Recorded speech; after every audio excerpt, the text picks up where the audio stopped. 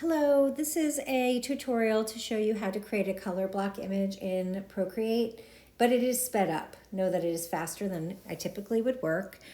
So we're starting with a photo as a reference. So you'll pull that into Procreate. And then for this one, I'm not doing a sketch on top. I'm just going right in to show you how to do the flower, a color block flower. There's lots of ways to do this.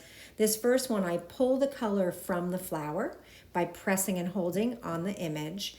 And then I have a separate layer on top. So I'm not working on top of the photo. And as you can see, I'm outlining the flower. This is not an exact copy, so you don't want it to be. This is really using the flower as a reference.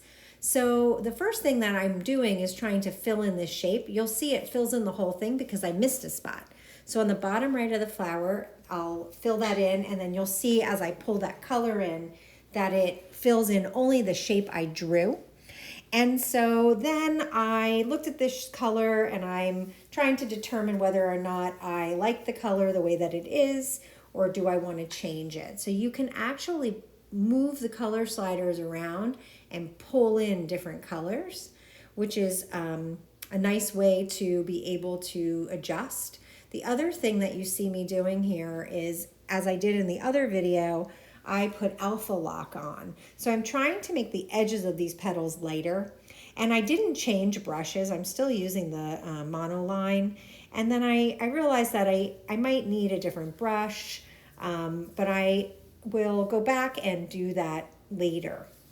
So I then lowered the opacity on layer 2, added layer 3 on top, and now I'm pulling the color from the lighter part of the flower and doing the exact same thing I did, but on top. So it's really just a sketch impression of these petals. I kind of, visually, I broke it down into layers. So there's another one.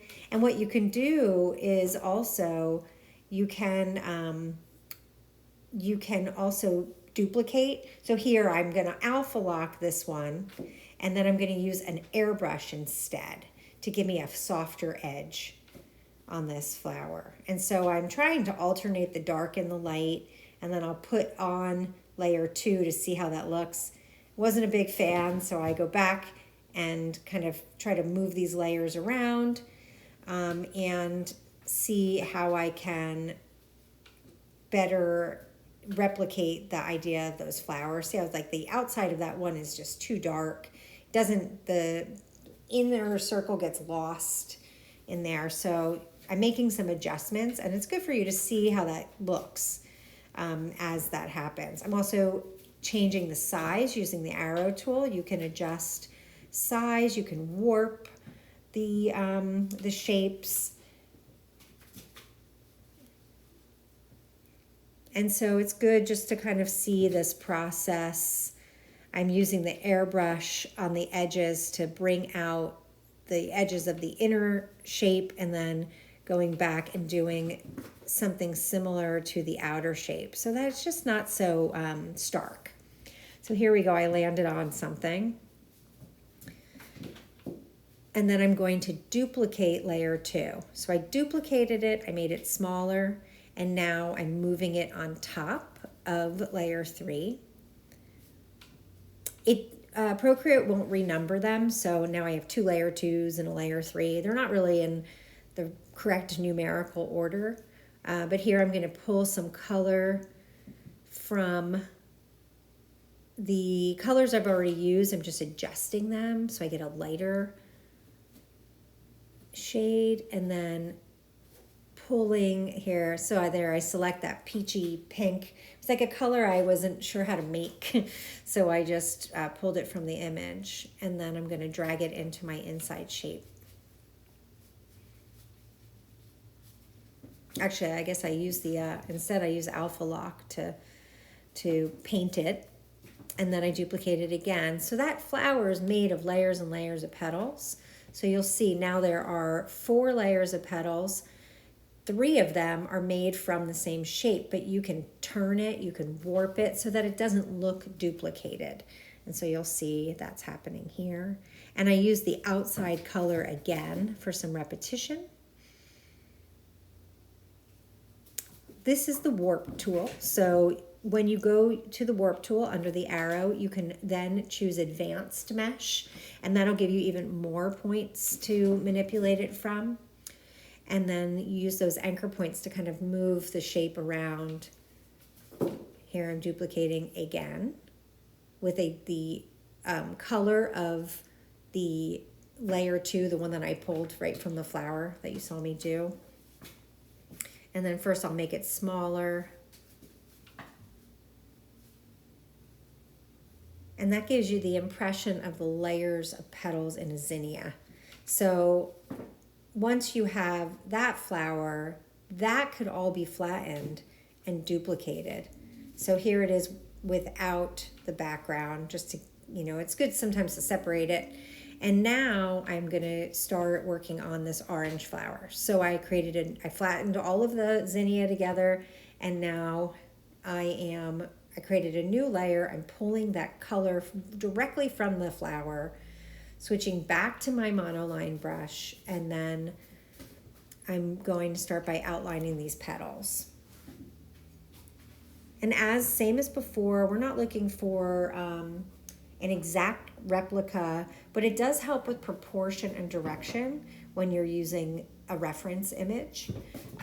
You can pull reference images from a variety of places. This happens to be a photo that I took. So I have a lot of reference pictures that I take, and then I just use them as, you know, the starting point, either for color or for shape. So you can see here, even though this is sped up, it's I'm outlining each petal. Remember, in Procreate, if you draw something and you would like to undo it, you tap with 2 fingers. If you want to redo it, tap with 3. And I'm zooming in and out using my fingers. And then I have the color here. I'm going to pull the color into the flower. And then I decided that I didn't want every petal to be the same color. So I'm manipulating the colors a little bit, just to try different things. I think, you know, some of it should be darker because it's deeper into the flower. There's some shadow on it. And I don't want it to fill in the center. So in this part, I'm outlining the little center of the flower. And then I'll start to color the petals, different shades of this orange tone that I pulled directly from the photograph. And you can see me doing that.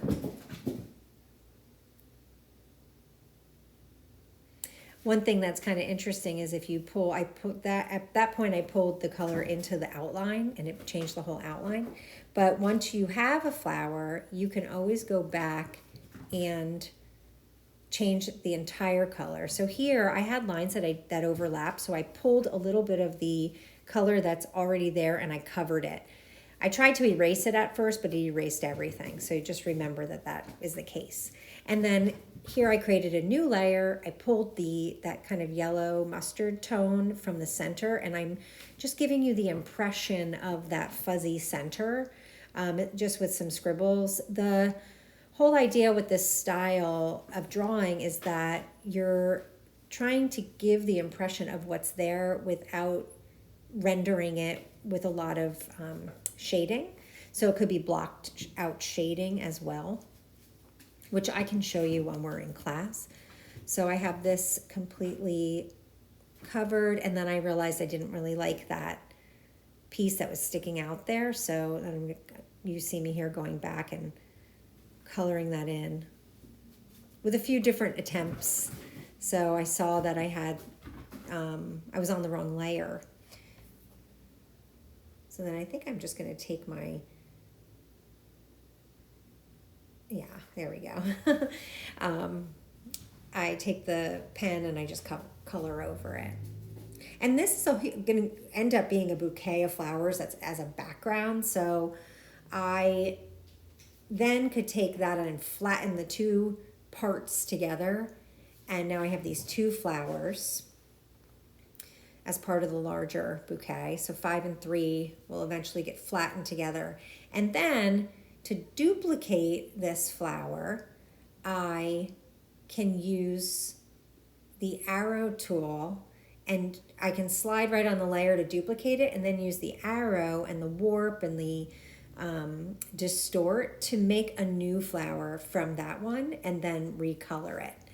So some of them will be the same color, some of them will be recolored, but here I am like filling in this bouquet. So I've gone off the photograph now and I'm building my own, and then I will revisit the photo to draw some more flowers.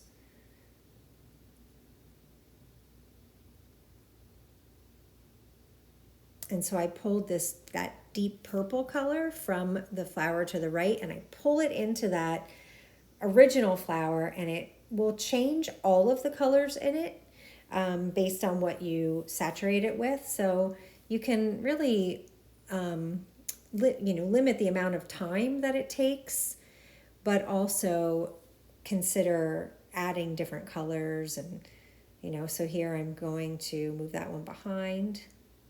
It's like flower arranging, but digital. And then I'll pull a color from somewhere in the bouquet. And yep, it's from the yellow flower. And then I bring that flower back on and I pull the color into it. If you're not on the right layer, you'll know, because when you pull the color in, it won't go to the right spot. Okay, so that is what I've drawn so far as I hide the original photo. So then here I am just moving some things around, trying to decide where things are going to go. And you'll see a few seconds of that.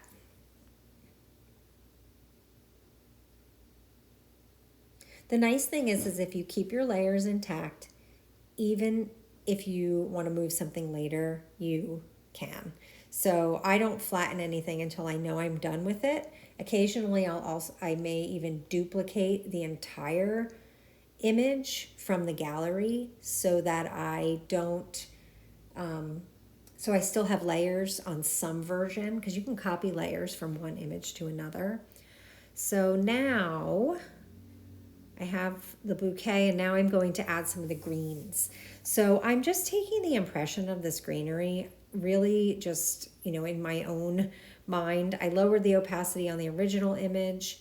I'm on layer 4, and I grabbed the green from the original image, and I'm drawing these big leaves on top, knowing that I will be moving them behind. So you'll see I draw them and then I fill them in.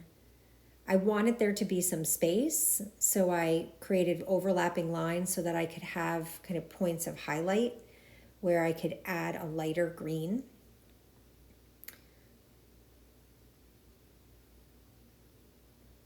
And so there I filled in the wrong spot, so I tapped with 2 fingers to undo it. Sometimes you miss and it doesn't fill in. If you zoom in, that helps. So here there's some like different types of green filler in this bouquet. So I'm like kind of going in and just trying to make it so that I have the impression of all of that without it being completely rendered. These are the kind of shapes that I like to use the alpha lock on too, because then I can go back and add a little highlight or low lights.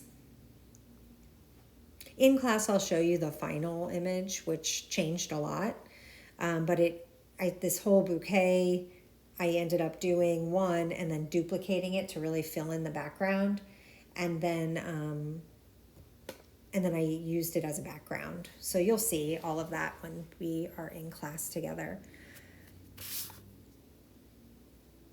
And so now we're coming up on the end of this video, but you see that I created these greens and now I'm pulling them behind everything. So this is the beginnings of building up this bouquet of flowers, just to get you started.